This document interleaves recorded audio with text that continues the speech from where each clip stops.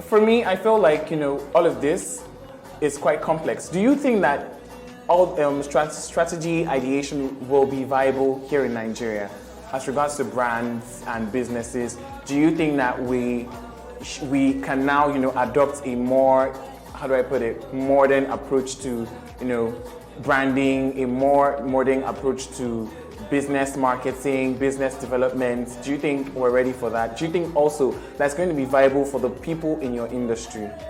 Absolutely. I think that Nigeria is at the point where those brands, those that have been able to differentiate among the other players, in other words, there must be a brand. That you started a company doesn't automatically make it a brand.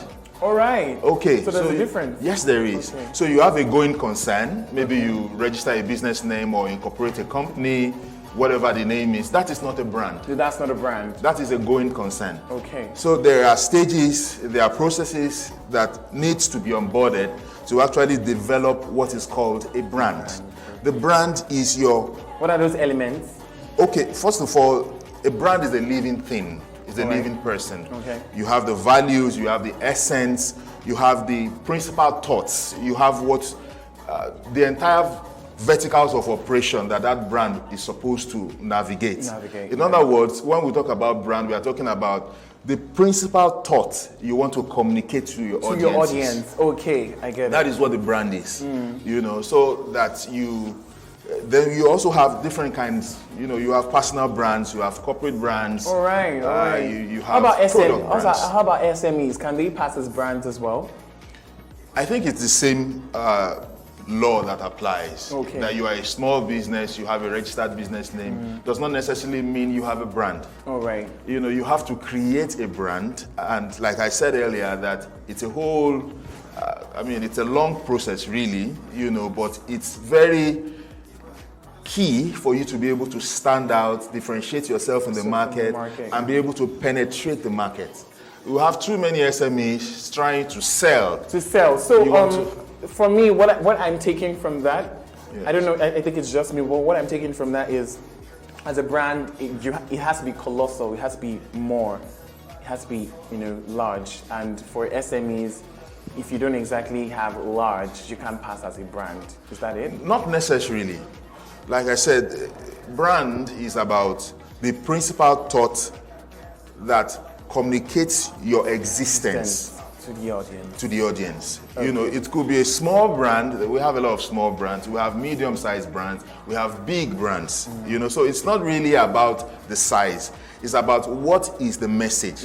What is the interpretation. There has to be a narrative that you're pushing. Yes, and then once you've been able to do that, then you want to isolate who are the target audience for your brand. Yeah. Very important.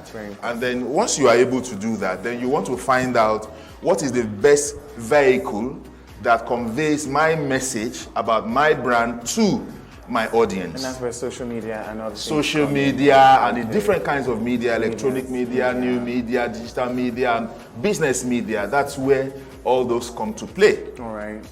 Okay. So let's talk about brand positioning for growth. Okay. I would like to ask, first off, as a layman, if I was going to ask that question, what exactly is brand positioning? Okay. And why is it a strategy? Why is it a growth strategy? Okay. First of all, when we talk about positioning in branding, we are talking about representation. We are talking about perception. There is something called perception demand. All right. That is a demand that is based on how your audiences perceive your brand, which is very important in penetrating the market and growing market share. All right. So you see that you really cannot have sustainable growth without differentiation. All right. And your brand is your unique voice in the market space that differentiates you from your competitor and makes you relevant and most sought after by your audiences. So when we're talking about positioning for growth, we are talking about the process of brand creation, the evolution, and then how you can place that brand, you can place value on that brand as a result of the differentiation you have made. For example, you have maybe a flagship brand, for example, maybe a product brand, and you are trying to increase pricing. Now, it's not an arbitrary thing. There are many considerations to it. Yeah, it's not arbitrary at all. You know, because the customers are wondering the reason why you are increasing the pricing. There has to be a notion. Exactly. So there has to be a justification for increment. And one of it is to strengthen brand power. If your brand power, you know, receives more power or strength, then it can be justified in price increment. Then you can grow market share. Then you can have volume. Then that can impact on bottom line.